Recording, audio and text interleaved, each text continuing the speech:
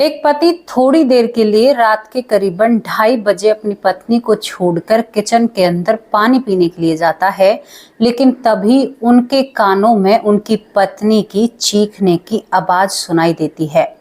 हाथ से पानी का गिलास छूटकर गिर जाता है और ये पति भागा दौड़ा अपने कमरे में जाता है। कमरे का जो नजारा ये व्यक्ति देखता है, ये आज भी कहता है कि वैष्णवी जी, मैं आज तक उस रात को नहीं भूला हूँ। कहानी या घटना को बता इसलिए रहा हूँ ताकि लोग सावधान और सतर्क हो सके और अपनी जिंदगी में कुछ बदलाव कर सकें या कुछ नई चीज लेने से पहले उसकी जांच पड़ताल अच्छे से करें। अगर कोई मना कर रहा है तो उसकी बात पर भी ध्यान दिया जाए। आखिरकार उसने ऐसा क्या देखा था, उसकी पत्नी क्यों चीख रही थी, क्या ऐसा उस घर में था जबकि ये नए नए इस घर में आए थे। कुछ बातें ना हमें जिंदगी भर के लिए डरा जाती हैं, कुछ बातें हमें जिंदगी भर के लिए परेशान कर जाती हैं। हम ऐसे विचलित हो जाते हैं कि शायद कुछ चीजों पर जिंदगी भर के लिए भरोसा उठ जाता है या भरोसा हो जाता है।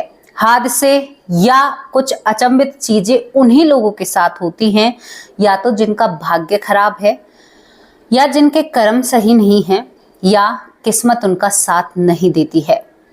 बहुत चीजों में बहुत कुछ बताया दोस्तों। यहाँ पर इस स्टोरी को जब मैं आपको बताऊंगी तो आपको सीख मिलेगी कि कोई भी नई चीज लेने से पहले अगर वहां का रहने वाला इंसान आपसे कह रहा है, आप जिस तरह से प्रॉपर्टी खरीदते हो या कोई घर मकान दुकान खरीदते हो और किसी ने आपसे हल्का सा भी संकेत दिया है कि भाई, हम आमतौर पर उनकी बातों को कैसे टाल देते हैं कि हमें ये चीज सस्ती मिल रही है और ये इस चीज को शायद ये जलता है इन लोगों से, तभी ये इस चीज को हमें खरीदने नहीं दे रहा है। नहीं, ऐसा नहीं है। कभी कभी भगवान आपको एक इशारा देते हैं और उस इशारे को हम समझ नहीं पाते हैं। आज ये स्टोरी, ये घटना आपको सब कुछ पता कर जाएगी। एक पति ने हमसे जो कुछ साझा किया है, हम भी दंग रह जाते हैं, क्योंकि मैं ज्यादा भूतों की स्टोरी लेकर नहीं आती हूँ, ज्यादा ऐसी घटनाएं मैं आपको बताती नहीं हूँ। जो घटना मुझे लगता है कि हाँ, ये घटना सत्य है, हाँ इसमें सच्चाई है, जिसके कुछ साक्ष्य मैं देखती हूँ ना, तभी मैं उस स्टोरी को आपके सामने रखती हूँ, क्योंकि आप मेरा परिवार हैं और आपको गुमराह करने का मेरा कोई भी उद्देश्य या इरादा नहीं है। दोस्तों, यहाँ पर एक और मेरे बहुत प्यारे परिवार के सदस्य थे जिनका नाम आ रहा है जीतू प्रजापति। उनके पीछे उनकी माँ है, कमेंट करती हैं। और जीतू प्रजापति, उनकी माँ से मैं कहना चाहती हूँ कि देखो, आज और कल के कमेंट ने थोड़ा सा मुझे उलझन में डाल दिया है। आपके कमेंट ने, मैं आपको बड़ी बहन मानती हूँ और बहुत ही ज़्यादा आप लोगों से मतलब मेरा एक प्यार भरा रिश्ता है। और मैंने आपको अपनी एक बात और बताई है कि जिससे मेरा रिश्ता बन जाता है, मैं हालांकि कभी ऐसा हो ना जिंदगी में, मैं कभी उस रिश्ते को ख़त्म करने का कभी भी नहीं सोचती हूँ। जीतू प्रजापति जी, आपने आज मुझसे कहा, जो मैंने दोपहर वीडियो आप लोगों को बताई थी, एक हकीकत मैंने आप लोगों के सामने रखी थी। देखो, ये स्टोरी वही होती है जहां कहीं धुआं उठता है या कोई बात चलती है। तो उन्होंने कहा है कि आपकी मामा की लड़की के जो पति इस दुनिया से गए हैं, तो उन्होंने भी कुछ ऐसा किया होगा। आप उनसे पूछकर बताइए। आपने किस वे में बोला है ये मुझे नहीं पता, लेकिन आप मेरी प्यारी बहन हो, बड़ी बहन हो, और घर में ही अगर ऐसी बातें होंगी तो फिर बाहर किसी से हम क्या कहेंगे। वो बिल्कुल शुद्ध शाकाहारी था, कभी भी मांसाहार को हाथ नहीं लगाता था। हादसा उसके साथ जरूर हुआ है, लेकिन कभी भी यहाँ तक कि धुन किसी बीड़ी सिगरेट को भी हाथ नहीं लगाया करते थे। अब ये भी तो हो सकता है पिछले कर्मों के फेरे भी होते हैं। तो मैं समझती हूँ आपके सवाल का जवाब आपको जरूर मिलेगा। और यहाँ पर एक हमारे भाई हैं, देखो सवाल किए हैं मुझसे। राजा राम भाई ने कहा है कि हम दृष्टिहीन है, यानी हमारी जो दृष्टि है वो नहीं है, हमसे गलती से जो जीव इस दुनिया से चले जाते हैं तो दीदी क्या उनका भी पाप हमें लगेगा। तो मैं राजा राम भाई जी आपसे पर्सनली ही खास ही कहना चाहती हूँ कि बिल्कुल आपको पाप नहीं लगेगा। पहली बात, आप कोख से दृष्टिहीन आए हो, किसी बात के जरिए आए हो, और आपको पाप कैसे लगता है? पाप उस चीज का लगता है कि आपको कोई चेटा चींटी कीड़ा मकोड़ा चलता हुआ दिख रहा है और आप उस पर देखते हुए पैर रखते हो, जानबूझकर पैर रखते हो, उसका भोगना पड़ेगा। उसका आपको जरूर हिसाब किताब लेना देना होगा, वरना इस सृष्टि पर इतने जीव हैं, अगर आप देखो ना ऊपर से तो तिल रखने की जगह नहीं होती। ये तो हम झाड़ू लगाते हैं, काम करते हैं, आप कभी खेतों पर जाकर देखते हो, थोड़ी देर विश्राम करते हैं तो बहुत सारे जीव निकल आते हैं। और यहाँ पर जो ये सावन और भादों, साढ़ सावन भादों जो 3 महीने होते हैं, अथा धरती पर भगवान इतने जीवों को भेजते हैं। कुछ जीवों का यहाँ पर आप नहीं देखते हो, जब बारिश का मौसम आता है तो लाइट पर अलग बहुत ज्यादा जीव होते हैं, धरती पर अनगिनत जीव भेजा जाता है एक प्रोसीजर के जरिए। इसके बारे में ना किसी दिन बैठकर बहुत बड़ी चर्चा करेंगे, बहुत विषय है, बहुत अच्छा टॉपिक है कि 3 महीनों में ही इतना जीव क्यों धरती पर आता है। दोस्तों, तरह तरह के आपको लूलू, चेटा, बहुत तरह की चीजें देखने को, उड़ने चेटे, उड़नी चींटियां आमतौर पर और दिन नहीं दिखाई देते हैं। ये भगवान का कोई ऐसा वरदान है कि इन 3 महीनों में ऐसे ऐसे जीव जो बड़े से बड़े पापी, जो जिनके कष्ट चल रहे हैं, उन्हें धरती पर भेजा जाता है। अनंत कालों तक इन 184 योनियों में भ्रमण करना पड़ता है, पता है आपको, युग बीत जाते हैं। तो राजा राम भाई जी, आप बिल्कुल निश्चिंत रहिए, जानबूझकर आपको कुछ नहीं करना है। जैसे जानकर आपने मांसाहार किया कि भाई हमें पता है ये मांसाहार है और आपने खा लिया, उसका भी पाप लगेगा। बहुत सारे सवाल थे, लेकिन ये 2-4 सवाल मुझे याद थे तो मैंने आप लोगों को बता दिए। तो राजा राम भाई जी, मैं बखूबी समझती हूँ कि आपके सवाल का जवाब आपको मिल गया होगा। आप निश्चिंत होकर अपनी जिंदगी जिए, जानबूझकर आपको कोई भी गलती नहीं करनी है, और अनजाने में अगर आपसे कोई ऐसी चीज बन रही है तो उसका पाप नहीं लगेगा। एक आपको थोड़ा सा उदाहरण देती हूँ, जैसे हमें कहीं से मच्छर खा रहा है और हम एकदम से अपना हाथ उस पर मार देते हैं, तो उसका हमें पता नहीं, यहीं पर बैठा है, हालांकि एहसास भी होता है, लेकिन उसका पाप हमें नहीं लगेगा, बिल्कुल भी नहीं लगेगा। गलती से हमसे कोई चीज ऐसी हुई है तो उसका पाप नहीं लगेगा, लेकिन हमें पता है ये मच्छर बैठा है और हमने उसे जबरदस्ती मार दिया। रात को बैठकर मारते भी हैं कुछ लोग, तो इन चीजों का तो भोगना पड़ेगा।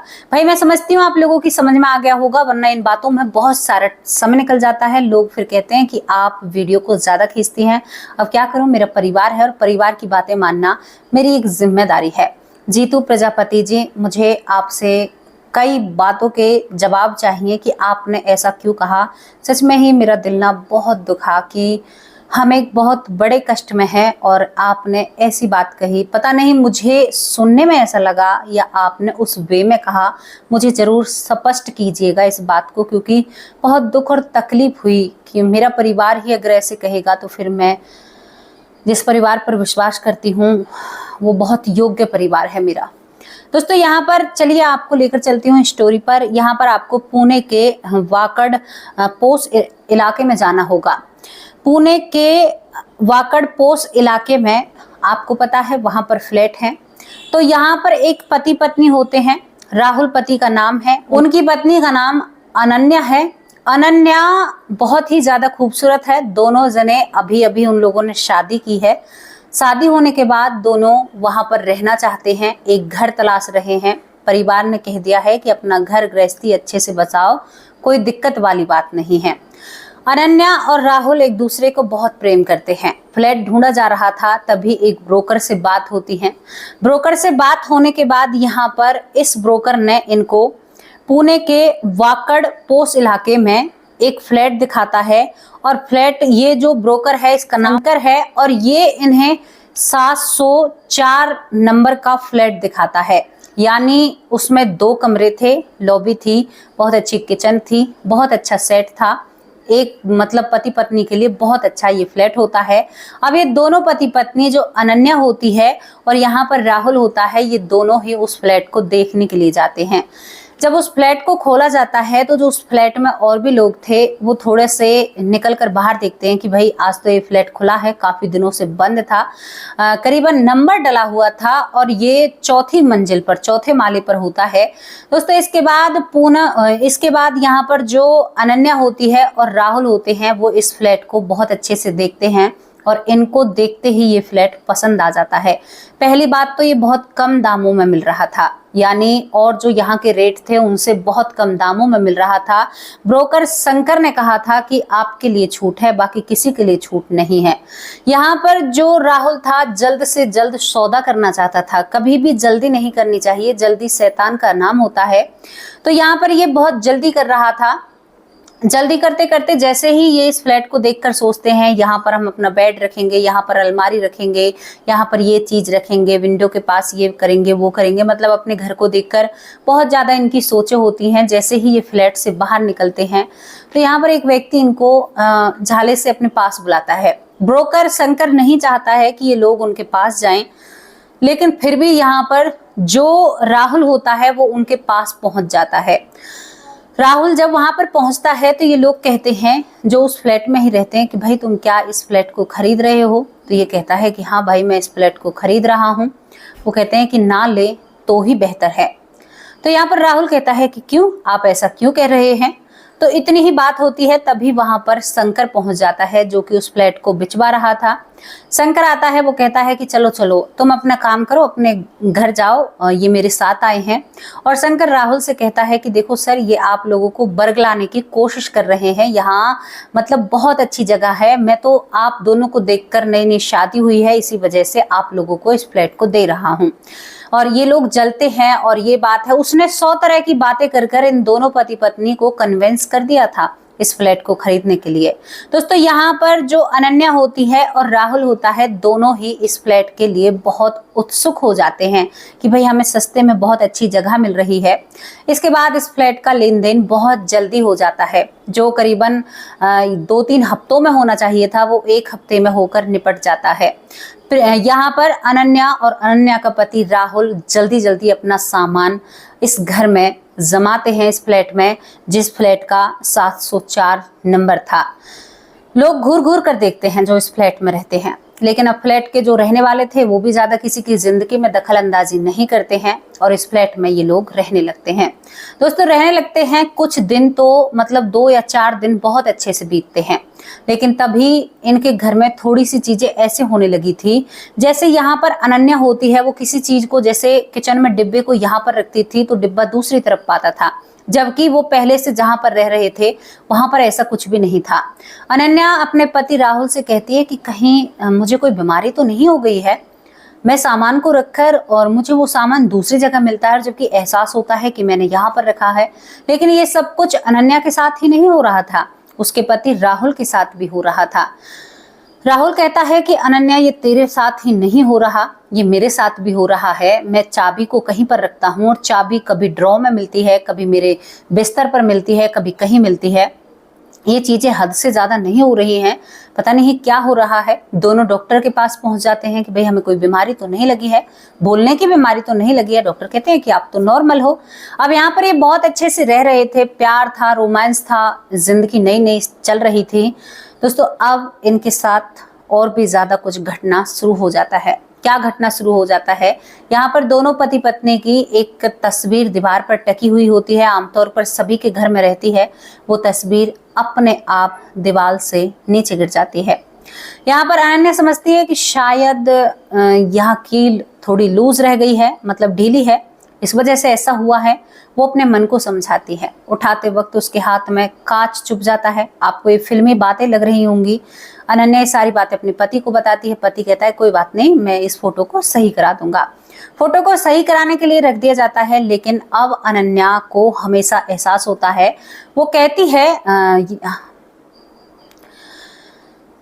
है कि राहुल, मुझे हमेशा ऐसा लगता है कि कोई साया मेरा पीछा कर रहा है, और जैसे कि मैं ना मुड़ी पीछे तो वो मुझ में कोई सामान मारेगा। अब यहाँ पर इन बातों को सुनकर राहुल कहता है कि यार मुझे भी ऐसा ही इस घर में लगता है। कोई बात नहीं, दोनों जने रह रहे थे। यहाँ पर रात होती है और रात के वक्त ये दोनों सोते हैं तो इनको आवाज आती है किचन में बर्तन गिरने की। दोनों पति पत्नी उठकर देखते हैं तो पूरी किचन को किसी ने जैसे जमीन पर पटक दिया हो। सभी डिब्बे, मसाले, सब चीजें जमीन पर पड़ी थी। इस वाकया से ये बहुत ज्यादा हैरान हो जाते हैं कि ऐसा कैसे हो सकता है, तस्वीर का गिरना, ये सारी चीजों का गिरना, ये तो बहुत गलत है। पति पत्नी कहते हैं कि अब इसको सुबह देखेंगे। जो हुआ है अपने कमरे में सोने के लिए चले जाते हैं। डरते हैं, बहुत डर लगता है कि ऐसा कैसे हो सकता है, बहुत डर था, लेकिन जो कुछ होगा सुबह होगा। और भाई ऐसी सोसाइटी, वहां पर किसी को दुखी करना, परेशान करना भी अलाउड नहीं था।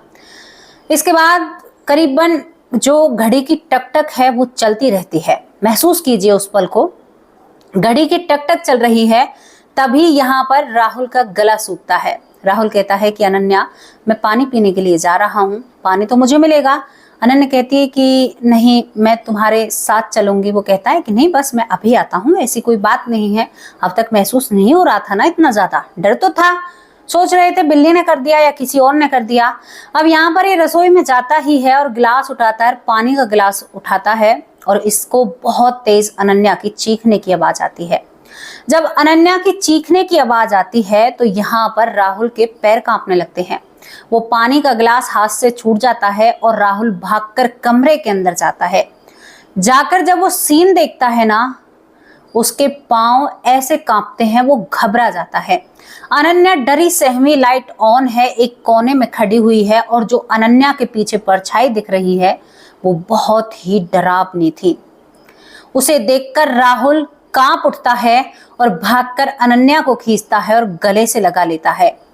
मानो वो परछाई बहुत गुस्से में थी, बहुत ही ज्यादा, यानी वो शायद अनन्या को कुछ और भी करना चाहती थी, यानी उसको मारना चाहती थी।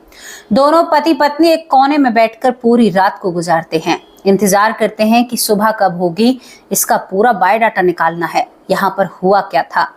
दोस्तों सुबह होती है। यहाँ पर राहुल का कहना है कि आज तक मैंने अपनी जिंदगी में ऐसा कुछ भी नहीं देखा जैसा मैंने उस रात देखा था। इसके बाद सुबह होते ही अनन्या को लेकर राहुल इस घर से बाहर निकलता है। यहाँ पर जो फ्लैट में और भी लोग रहते हैं उनसे पूछताछ करता है कि भाई यहाँ पर क्या हुआ, तो कोई कैसी कहानी सुनाता है, कोई कैसी कहानी सुनाता है। तभी वहां का जो गार्ड होता है असली कहानी वो सुनाता है। पहली बार में तो गार्ड बताता नहीं है कि अगर बताऊंगा तो मेरी नौकरी पर बात बनाएगी, लेकिन यहाँ पर राहुल ने कहा देखो रात हमसे जो बीती है ना वो हम तुम्हें नहीं बता सकते, साफ बताओ हमें कि यहाँ पर माजरा क्या है। तो ये गार्ड करीबन कहता है कि साहब कुछ सेवा पानी कर दोगे तो मैं आपको सत्य बता दूंगा। हालांकि उसने ऐसा कहा था लेकिन इसने नहीं दिया था। उसके बाद गार्ड कहता है कि साहब आपसे 8 फैमिली पहले, यानी 8 परिवार इसमें आ चुके हैं।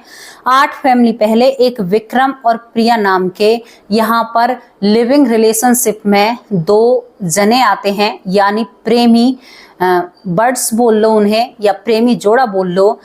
साहब यहाँ पर वो आते हैं लेकिन दोनों एक दूसरे पर भरोसा नहीं कर रहे थे। शायद यहाँ पर वो व्यक्ति जिसका नाम विक्रम है वो थोड़ा शक्की ज्यादा होता है। दोनों में मैंने कई बार खिड़की से लड़ाई होती हुई भी देखी थी, लेकिन कुछ दिन ही वो यहाँ पर रहते हैं तभी उन दोनों की सड़ने की बदबू अंदर से आती है, क्योंकि आना जाना उनका बाहर बंद हो जाता है। मैं भी ज्यादा ध्यान नहीं देता हूँ। यहाँ पर पुलिस आती है, दरवाजा जब तोड़ा जाता है तो देखते हैं अंदर विक्रम और प्रिया की डेड बॉडी पड़ी हुई थी। साहब उस डेड बॉडी के पास एक लेटर पड़ा हुआ था जिसमें विक्रम ने कहा था साफ साफ कि मुझे प्रिया चीट कर रही है, प्रिया किसी और से प्यार करती है, मुझे धोखा दे रही है, इसी वजह से पहले मैंने प्रिया को मारा और फिर अपने आप को खत्म कर लिया। दोस्तों जब ऐसे शब्द उसमें लिखे होते हैं पुलिस बहुत तहकीकात करती है, लेकिन पुलिस को कुछ भी नहीं मिलता है और यहाँ पर ये केस इसी वक्त क्लोज हो जाता है। अब इसके बाद का मैं आपको बताऊं, वो गार्ड कहता है कि साहब करीबन 8 फैमिली इस घर में आ चुकी हैं, यानी इस फ्लैट में जो 704 फ्लैट है, लेकिन सभी के साथ ऐसी ही घटनाएं होती हैं और वो यहाँ पर ज्यादा नहीं टिक पाते हैं। इस बात को सुनकर जो राहुल होता है उसे बहुत तेज गुस्सा आता है। राहुल उस ब्रोकर शंकर के पास जाता है और कहता है कि तुम्हें शर्म नहीं आती, हमारी नई नई शादी हुई और तुमने हमारे साथ ऐसा धोखा किया। उसमें तो एक अच्छी खासी आत्मा है, कैसे हम उसमें से जाएं। तो पहली बार में तो शंकर कहता है कि मैं इन चीजों पर विश्वास ही नहीं करता हूं।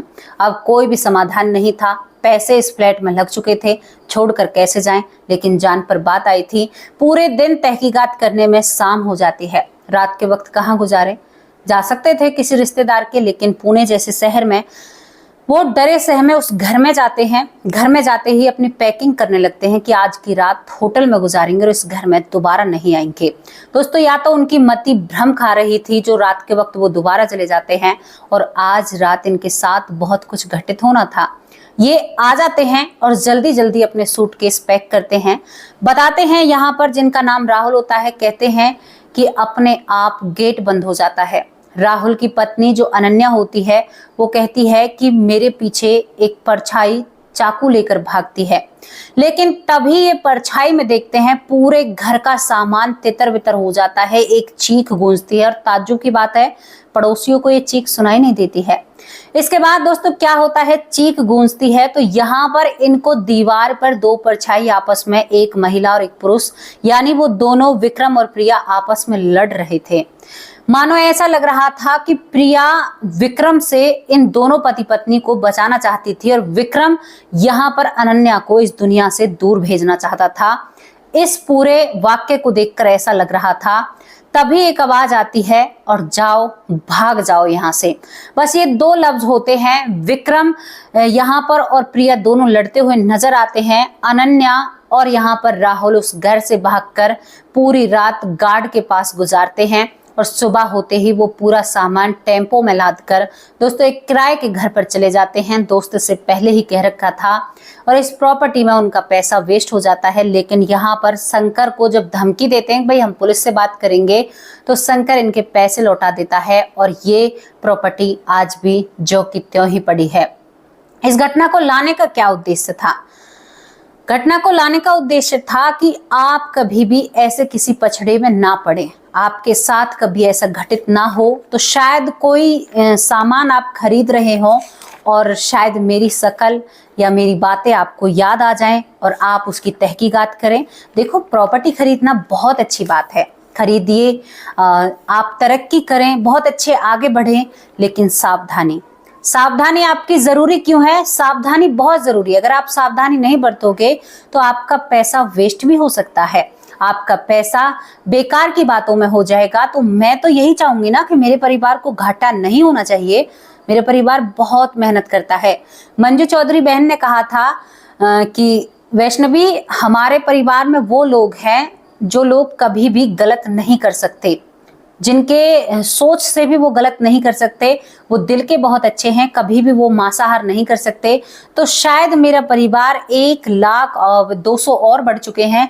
तो मतलब मेरा परिवार वो इंसान है जो कभी भी मांसाहार बुरा करने का नहीं सोचेंगे। उससे पहले जो हुआ था उसके लिए वो अपने कार्य में लगे हुए हैं। मैं सभी से कहती हूँ, केवल 10 नाम शाम के वक्त जपना सीख जाइए। आप किसी भी भगवान को मानते हैं, उनका श्रद्धा से केवल शाम के वक्त 10 बार नाम, फिर एक दिन, दूसरे दिन 11, तीसरे दिन 12, चौथे दिन 13, पांचवें दिन 14, इस तरह से अपने नामों की गिनती बढ़ाइए। यहाँ पर मेरे भाई हैं डॉक्टर सुरेश सोनी, मेरे बड़े भाई, आपको भी यही करना चाहिए। सीमा अरोरा दिल्ली से मेरी प्यारी बहन, आपको भी नाम जप करना चाहिए। सभी को, मंजू चौधरी आपसे भी कहूंगी, सभी नाम जप करिए। चाहे आप 5 नाम ले रहे हैं, लेकिन वो 5 नाम जो काम करेंगे ना, आपकी जिंदगी मधुर हो जाएगी। और लेकर देखिए, क्योंकि मैंने खुद ने ये महसूस किया है। जब मैंने खुद ने महसूस कर लिया है ना, तब आप लोगों से कह रही हूँ, जिंदगी बहुत बेहतर हो जाती है, बहुत मोह माया से बहुत मुक्ति मिलती है, आपको बहुत कुछ प्राप्त होगा। सच में ही, रियल में बता रही हूँ। एक बार विश्वास तो कर देखो। एक बार मेरे कहने से शाम के वक्त 5, 10 जितने आपसे हो सके, 4 ही हो रहे हैं तो 4 बार जरूर एक भगवान का नाम लीजिए, एक नाम जप कीजिए। वो आपको भव से पार उतार देगा। सच में ही, ये झूठ नहीं है। अब मैं अपने परिवार का नाम लेती हूँ। मेरा प्यारा परिवार, मेरा खूबसूरत परिवार, मेरी फुलबारी, कहते हैं ना कि गांव की भाषा में बड़े बुजुर्ग मेरे दादा कहा करते थे मुझे देखकर, मेरी फुलबारी बहुत खूबसूरत है। मेरी फुलबारी मतलब हम सभी बहनों को देखकर कहा करते थे, महक चौधरी है, मैं हूँ, और हम दोनों बहन तो 2 ही बहन हैं, लेकिन चाचा ताऊ की और लड़कियां थी। तो सबसे ज़्यादा महक और मुझको कमेंट मिला करते थे कि मेरी दोनों बेटियां बहुत ही प्यारी और लाडो, जैसे हमारी सीमा अरोड़ा बहन कहती है ना, लाडो लड्डू। मैं सच में बहन आपके कमेंट से छोटी हो जाती हूँ मुझे एहसास होता है कि मैं बचपन में जी रही हूँ। बहुत बहुत धन्यवाद ये एहसास कराने के लिए। सीता देवी शर्मा हमेशा मेरी सेहत का पूछती हैं, बहुत प्यारी बहन है। पवन कुमार भाई बहुत अच्छे भाई हैं। आकाश तंवर बहुत अच्छे भाई हैं। इंदु ठाकुर बहुत अच्छी बहन है। मधु उपमन माँ मथुरा से हैं, बहुत प्यारी माँ है, मुझे बेटी होने का एहसास कराती हैं। थैंक यू प्यारी माँ, थैंक यू प्रभा बहन, थैंक यू, बहुत बहुत धन्यवाद, बहुत अच्छे कमेंट करती हो। गीता उपाध्याय बहुत अच्छे कमेंट करती हैं, बहुत बहुत धन्यवाद प्यारी बहन। अंजू बहन भी बहुत अच्छे कमेंट करती हैं। राजश्री बहुत बहुत धन्यवाद। राधा मिश्रा बहुत बहुत धन्यवाद। देवांशी देव बहुत बहुत धन्यवाद। योग माया शाहू बहुत प्यारी बहन है, थैंक यू प्यारी बहन, आप बहुत अच्छे कमेंट करती हैं। रजनी सोनी बहुत अच्छे कमेंट करती हैं। ज्योति श्रीवास्तव माँ की तरह लाड और दुलार करती हैं, थैंक यू प्यारी माँ, थैंक यू। यहाँ पर निकुम ठाकुर बहुत बहुत धन्यवाद। ज्ञानता सरस्वती ज्ञान का भंडार बहुत अच्छे कमेंट करती हैं। अब आपके कमेंट कम हो गए हैं। मीनू मिश्रा रेगुलर हर रोज कमेंट करती हैं, बहुत प्यारी बहन है। भाग्यवती राजपूत बहुत बहुत धन्यवाद, बहुत अच्छे कमेंट है इनका। पिंकी बहुत बहुत धन्यवाद। अशोक भाई बहुत बहुत धन्यवाद। शिव पांडे बहुत अच्छे भाई हैं। परमिंदर यादव बहुत बहुत धन्यवाद। तारा देवी बहुत अच्छी बहन है, तारा देवी बहन बहुत अच्छे कमेंट करती हैं। सीमा लखनऊ से बहुत प्यारी बहन है, बड़ी बहन है, बहुत अच्छे रोज कमेंट करती हैं और एक प्रेरणा देती हैं, थैंक यू प्यारी बहन। नीता कुंतल भी मथुरा से हैं और इनके कमेंट कई कई दिनों में आते हैं। बबीता सिंह दिल्ली से हैं, बहुत अच्छी बहुत प्यारी बहन है। सुरेंद्र पाल कौर मेरी उमदा बहन, और यहाँ पर बबीता बहन भी बहुत प्यारे कमेंट करती हैं। इनका गृह का काम मतलब घर का काम चल रहा है तो ये थोड़ी सी व्यस्त रहती हैं, इसी वजह से बबीता सिंह दिल्ली से कम कमेंट कर पाती हैं। कोई बात नहीं बहन, काम जरूरी है। सुरेंद्र पाल कौर हमेशा बहुत प्यार लुटाती हैं और मुझे तो पहली बार पता चला है कि ये देश से नहीं विदेश से हमें देखती हैं। थैंक यू प्यारी बहन, आप तो बहुत दूर से मुझे देखती हैं। थैंक यू मेरी प्यारी बहन, थैंक यू। उन्होंने कहा कि भारत और उनके देश का समय में 4 घंटे का फर्क है। कोई बात नहीं, मैंने उनसे कहा कि आप सबसे पीछे देखते हो, मुझे नहीं पता था कि इस वजह से वो सबसे पीछे देखती हैं। कोई बात नहीं मेरी प्यारी बहन, आप देखते तो हो। बहुत बहुत धन्यवाद सुरेंद्र पाल कौर, आप मुझे बहुत अच्छी लगती हो। यहाँ पर महेंद्र दीक्षित भाई हमेशा उम्दा कमेंट करते हैं, कहते हैं कि दीदी वीडियो तो देखता हूँ लेकिन कमेंट नहीं कर पाता हूँ। कोई बात नहीं भैया, आप देखते हो वो बहुत बड़ी बात है और आप मेरे भाई हो, वो भी मेरे लिए बहुत बड़ी बात है। प्रवेश भाई बहुत बहुत धन्यवाद। शोभा सक्सेना बहुत अच्छी बहन है। बिजऊ दास इनका नाम यही है, बहुत बहुत धन्यवाद। रमन जी बहुत अच्छे कमेंट करते हैं। मनीष अंसारी बहुत बहुत धन्यवाद। रेणु शर्मा बहुत बहुत धन्यवाद। ललिता यादव माँ कैसी हो प्यारी माँ, मेरी लड्डू माँ, आप अब कम दिखते हो मुझे। हाँ क्या कहूँ, मेरी माँ है। के भी ज़्यादा राजकोट बहुत अच्छे भाई हैं, बहुत अच्छे कमेंट करते हैं। वीना पांडे बहन कैसी हो, आप बहुत अच्छे कमेंट करती हो। सुमित्रा पौर रेगुलर बहुत अच्छे कमेंट करती हैं। कामेश बहुत बहुत धन्यवाद। कमलेश बिष्ट बहुत प्यारी बहन है, कमलेश बिष्ट बहुत अच्छे कमेंट करती हैं। तुलसी शर्मा बेटी कहकर बुलाते हैं, बिटिया कहकर बुलाते हैं। रामायण कुशवाहा बेटी बिटिया कहकर बुलाते हैं। भूप सिंह भाई भी बेटी बिटिया रानी कहकर बुलाते हैं। रघुवंशी बहुत अच्छे कमेंट। मंजू चौधरी बहन हमेशा उम्दा कमेंट करती हैं। और बहन कल आपने बड़े भाई डॉक्टर सुरेश सोनी से क्या कहा, वो चैनल पर सबसे बड़े हैं और कोई बात नहीं, परिवार का हिस्सा है, कोई ऐसी बड़ी बात नहीं है। थोड़े से भाई कल भावुक हो गए थे। मेरी प्यारी बहन मंजू चौधरी वो भी हमारे परिवार का हिस्सा हैं और मेरे बड़े भाई मंजू चौधरी भी हमारे परिवार का हिस्सा हैं। प्यारी बहन है, प्यारे भाई हैं, एक दूसरे को जब जानोगे। सीमा अरोरा से पूछ कर देखो, उन दोनों में अब कितनी अच्छी दोस्ती और कितना अच्छा रिश्ता है, बहुत अच्छे से बात करते हैं, मैंने देखा था। बहुत अच्छी बात है, मेरा परिवार एक दूसरे के साथ जुड़ा हुआ है, कनेक्ट है और एक दूसरे को बहुत अच्छे से समझता है। मैं सोचती हूँ कि मेरी मंजू प्यारी बहन मेरे बड़े भाई को समझेगी और मेरा बड़ा भाई मंजू बहन को, मेरी प्यारी बहन को समझेंगे। परमजीत बहुत बहुत धन्यवाद भाई जी आपका। डॉक्टर इंदिरा मणि तिरुपति बहुत बहुत धन्यवाद। पुष्पा पांडे बहुत अच्छी बहन है। डॉक्टर सुरेश सोनी लाडो बिटिया रानी कहकर बुलाते हैं। मिष्टी सोनी मेरी भतीजी हैं। हिमांशु सोनी मेरा भतीजा है, दोनों बहुत प्यारे बच्चे हैं, रोज वीडियो देखते हैं। प्रमोद कुमार बहुत बहुत धन्यवाद भाई जी। पीहू हेला बहुत अच्छी बहन है। यशवंती माँ बहुत अच्छे कमेंट करती हैं, हमेशा कहती हैं कि आप जागरूक करने वाली वीडियो लाती हो। थैंक यू प्यारी माँ, thank you thank you thank you.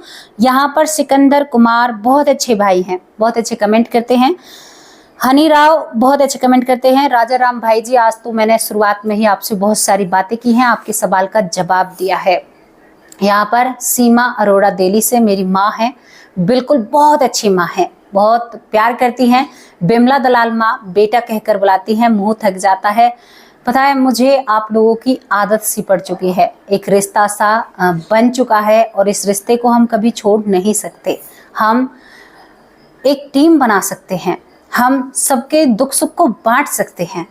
क्या जाता है, जिंदगी में जाना तो सभी को है, मैंने तो तय कर लिया। पता है मैं आप लोगों से एक बात साझा करूं, मैं अभी जब बीमार पड़ी थी तो मैंने तुलसी को अपने मुख में रख लिया और जो मेरी एक कंठी है, एक डारी तोड़कर इस कंठी में धारण कर लिया और बस मुंह से एक ही नाम जप करती रही कि मैंने कहा सांस निकलेगा तो भगवान का नाम मुख से निकलेगा। इस तरह से तैयार रहो ना अपने आप को। अरे उनसे मिलने की जल्दी है, कब मिलेंगे, कब वो हमें अपने पास बुलाएंगे, ये तैयारी रखो और इस सुकून के साथ जियो कि जिंदगी में ये दिन तो एक दिन आना है और खुलकर जियो, खुलकर जियो। हमारा जितना बड़ा परिवार है, हम बहुत लोगों की मदद कर सकते हैं ना। आप मेरी बात से सहमत हो ना, बहुत लोगों की मदद कर सकते हैं। मैंने एक बार मदद की मुहिम चलाई थी और मुझे बहुत अच्छा लगा था मदद करने में। हम एक बार मछली भी लेकर गए थे, यमुना मैया में हमने मछलियों को छोड़ा। एक बार और करने का मन है, मैं मछलियां लेकर जाऊंगी, बता देना किस किस को अपने नाम की मछली यमुना मैया में छुड़वानी है। जरूर उन सभी के नाम की मछलियां मैं यमुना मैया में छोड़ कर आऊंगी। देखना मेरा वादा है आप लोगों से, वहां से लेकर जाऊंगी जहां पर उन्हें काटा जाता है। ये मेरा एक लक्ष्य है, शायद भगवान कृपा करे तो पूरा हो। और कैसी लगी आपको स्टोरी, अपनी राय कमेंट बॉक्स में जरूर रखना। जो भी मेरी माँ, मेरी बड़ी बहन रह गई हैं, वो बिल्कुल भी बुरा मत मानना, कल उनका नाम जरूर लिया जाएगा और कल उनसे जरूर बात की जाएंगी, क्योंकि बहुत सारी बहन रह चुकी हैं, बहुत ही सारी बहन रह चुकी हैं। अब आप सभी लोगों से विदा लेती हूँ, कल हाजिर होंगे एक सच्ची और अच्छी स्टोरी के साथ। तब तक के लिए नमस्कार, जय हिंद, जय